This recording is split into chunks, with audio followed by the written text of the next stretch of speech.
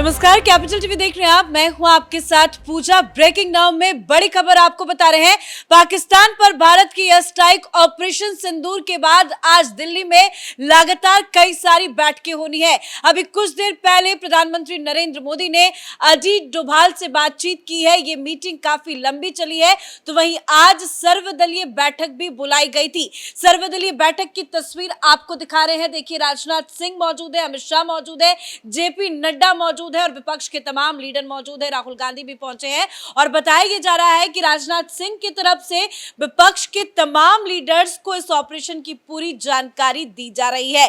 तो आगे क्या कुछ है सरकार का प्लान, क्योंकि हलचल जबरदस्त तेज है और यह सवाल उठाया जा रहा है कि क्या सरकार अब ऑपरेशन सिंदूर पार्ट 2 की तैयारी कर रही है। तो इससे जुड़ी तमाम बड़ी अपडेट आपको बताएंगे। मेरे साथ जुड़े हुए हैं कैपिटल टीवी के editor in chief doctor Manish Kumar. पहले बात सर्वदलीय बैठक को लेकर ही कर लेते हैं। अंदर से क्या खबरें आ रही हैं? देखिए, अंदर आज बुलाया गया था लोगों को, तमाम पॉलिटिकल पार्टीज को ये बताने के लिए, क्योंकि लगातार विपक्ष की तरफ से कई तरह से सवाल पूछे जा रहे थे, सवाल उठाए जा रहे थे, सबूत मांगे जा रहे थे, क्या हुआ नहीं हुआ। आपने देखा किस तरह से कांग्रेस पार्टी के तरह तरह के, इवन मल्लिकार्जुन खड़गे ने जाकर के उल्टी पुल्टी बयान उन्होंने देना शुरू कर दिया। अब जब ऑपरेशन हो गया तो उसके बाद बड़े ही अनमने मन से कल हमने देखा, बड़े उदास चेहरे के साथ कांग्रेस पार्टी ने CWC मीटिंग के बाद आकर के कहा कि हम सेना के साथ हैं।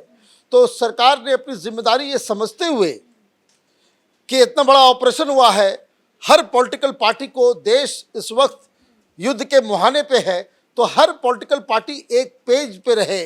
कोई ऐसी वैसी बातें, इस तरह का बयान ना हो जाए कि हमारे सैनिकों का जो बॉर्डर पे तैनात है उनके मोराल के ऊपर निगेटिव असर डाले।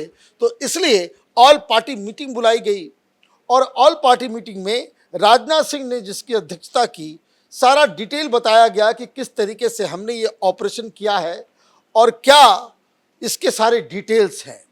क्योंकि बहुत सारा प्रोपेगेंडा, बहुत सारा झूठ पॉलिटिकल पार्टीज को मालूम होना चाहिए। अब मालूम चल रहा है भाई, पाकिस्तान ने ये प्रोपेगेंडा शुरू कर दिया कि हमने जो है वो 5-5 राफाल जो है गिरा दिए। अब हिंदुस्तान के विपक्ष का तो कोई भरोसा नहीं, अब वो सबूत मांगने लग जाएं, बोले भाई अब गिनती कराओ कहाँ है सारे राफाल। तो इस तरह की बातें जो पाकिस्तान जिसका इस्तेमाल, पिछली बार जब ऑपरेशन सिंदूर नहीं किया गया था, जब पहलगाम की घटना सामने आई थी, तो भी एक सर्वदलीय बैठक हुई थी। उस बैठक के बाद बाहर आके विपक्ष के नेता ने घुमा फिरा के सरकार पर प्रेशर जरूर क्रिएट किया था कि कुछ ना कुछ एक्शन ले भारत सरकार। अब एक्शन की जानकारी अंदर दी जा रही है। बताया तो जा रहा है कि मीटिंग अभी थोड़ी लंबी चलेगी, लेकिन बाहर आएंगे, मीडिया के सामने आएंगे तो क्या फिर से ये वही प्रोपेगेंडा करेंगे कि अभी बदला जो है वो अधूरा है? क्योंकि इस तरह का बयान कांग्रेस के कई लीडर्स दे चुके हैं। देखिए, मुझे लगता है कि अभी जो तस्वीरें, जो अंदर से जानकारी आ रही है, वो जानकारी ये है कि अंदर बड़े ही सौम्य, उसको कहते हैं कि मोरल डाउन है विपक्ष का। क्योंकि अब तो वो क्या कहेंगे, अब तो हम घुस करके जाकर के मार के आ गए, ऑपरेशन सक्सेसफुल हो गया, ना किसी को खरोच आई, ना कुछ नुकसान हुआ, एक क्लीन ऑपरेशन सरकार ने कंडक्ट कर दिया।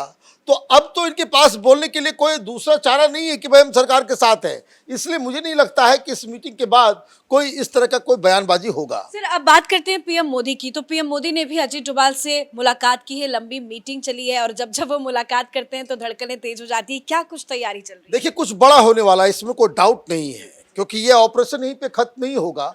जिस तरीके से पाकिस्तान दुस्साहस कर रहा है, कल रात खबर आई कि अमृतसर के अंदर मिसाइल से हमला करने की कोशिश की, लेकिन हिंदुस्तान का एयर डिफेंस सिस्टम, जो हमने कहा कि हम लोग तैयार हैं, बेसिकली वो मिसाइल नहीं था, वो दरअसल पाकिस्तान ने एक तरह का टेस्टिंग किया कि क्या हम लोग घुस सकते हैं।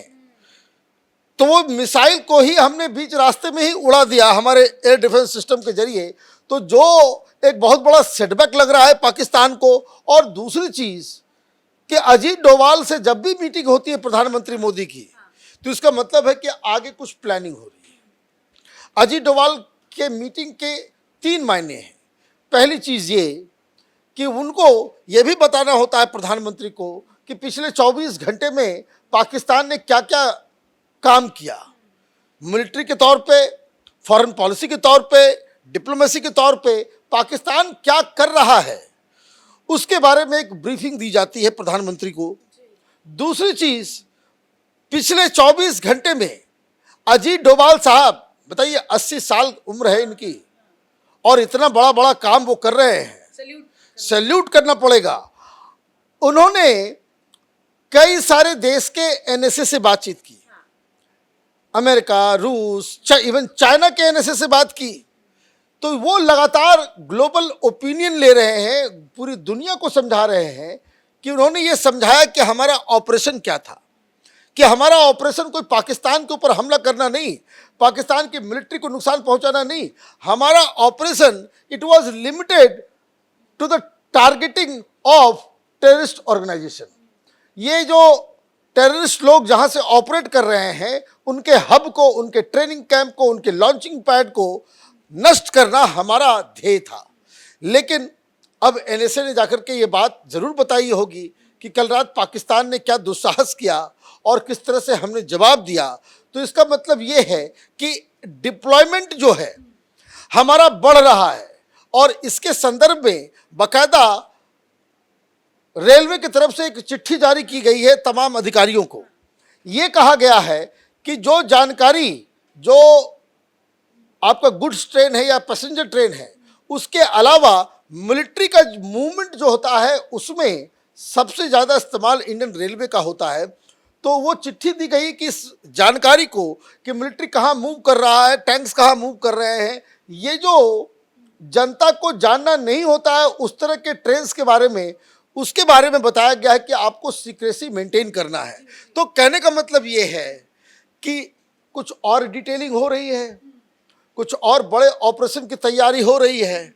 ये ऑपरेशन सिंदूर 2 जो है वो, और इस बात की चर्चा इसलिए भी तेज हो रही है क्योंकि कल विक्रम मिस्री ने ये बताया कि नहीं, हमने 21 जो ठिकाने हैं वो टारगेट किए थे, 9 पे तो टारगेट पूरा हो गया है, तो बाकी बचे जो हैं उस पे क्या अब अगला ऑपरेशन होगा, इसकी चर्चा सबसे ज्यादा है। यस, इसकी चर्चा सबसे ज्यादा है। और सारे मिलिट्री जो बाकायदा जो हमारा जो टारगेट है वो कि आतंकवाद को नेस्तो नाबूद करना, तो वो टारगेट अपने आप में अलाइव है।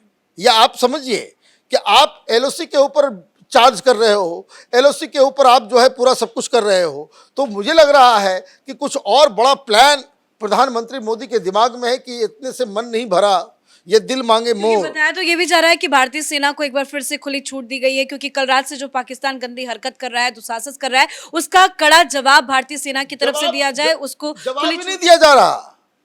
जिस तरीके से डैमेज हुआ है, पाकिस्तानियों ने कुछ घर के ऊपर शेलिंग किया, कुछ सिविल गांव के ऊपर, और हिंदू गांव को टारगेट किया जा रहा है उधर बॉर्डर के पास। तो इसके जवाब में हिंदुस्तान की तरफ से हेवी सेलिंग की गई है। जो जानकारी आ रही है कि 30 से 50 के बीच उधर कैजुअलिटी हुई है आर्मी वालों की। तो वो जवाबी कार्रवाई में कोई दिक्कत नहीं है।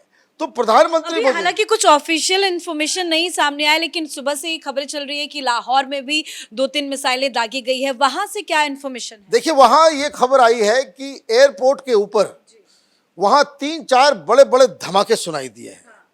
अब पाकिस्तान के अंदर ये इतना डरा हुआ है, ये सारा एयरपोर्ट बंद करके रखा हुआ है, तो ये पता नहीं चल पाया है। वहां से किसी भी तरह के मीडिया के ऊपर भी प्रतिबंध लगाया गया है। लेकिन लोग जो एयरपोर्ट के आसपास रह रहे हैं, उन लोगों ने सोशल मीडिया पे आकर के और कई सारे न्यूज़ चैनल्स ने, ARY एक चैनल है जो लाहौर से ही ऑपरेट होता है, उसने ये जानकारी दी कि यहाँ पे धमाके सुने गए कई किलोमीटर। तो इस तरह के धमाके तो कोई पटाखे से आवाज़ आती नहीं है, तो कोई हमला हुआ है वहाँ पे और उसके बारे में अभी तक जानकारी नहीं आई है। लेकिन लोग ये कह रहे हैं कि शायद BLA का कोई ऑपरेशन हो।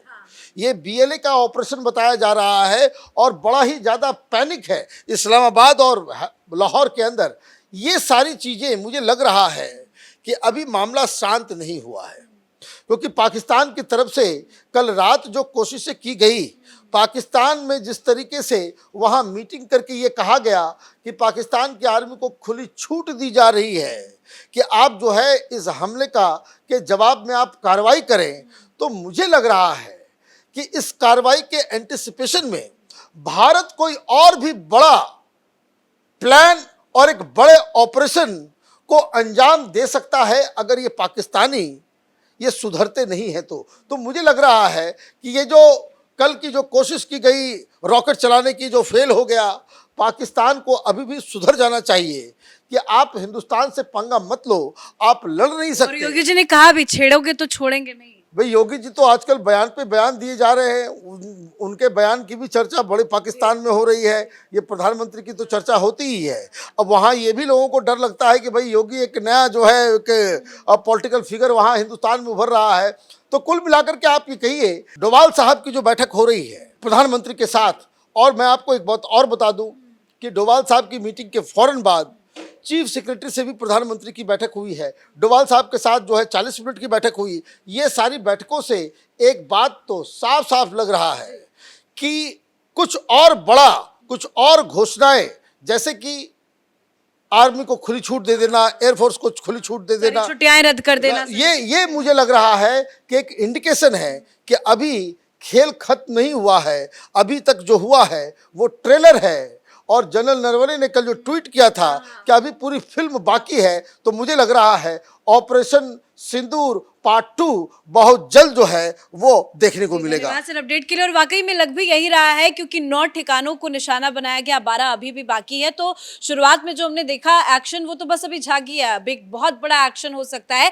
और जिस तरह की लगातार मीटिंग्स हो रही हैं, जिस तरह के बयान सामने आ रहे हैं, जिस तरह की हलचल है, उससे यही समझ में आ रहा है कि भारत सरकार की तरफ से एक बार फिर कुछ बड़ा एक्शन पाकिस्तान के खिलाफ लिया जा सकता है। पीएम मोदी और अजीत डोभाल की लगभग 40 मिनट तक बैठक हुई है। साथ ही आज सर्वदलीय बैठक भी बुलाई गई है, जिसमें विपक्ष के तमाम नेताओं को जानकारी ऑपरेशन सिंदूर को लेकर दी जा रही है। इस बड़ी खबर में मेरे साथ फिलहाल इतना ही। कैमरा पर्सन अशोक के साथ मैं पूजा, कैपिटल टीवी।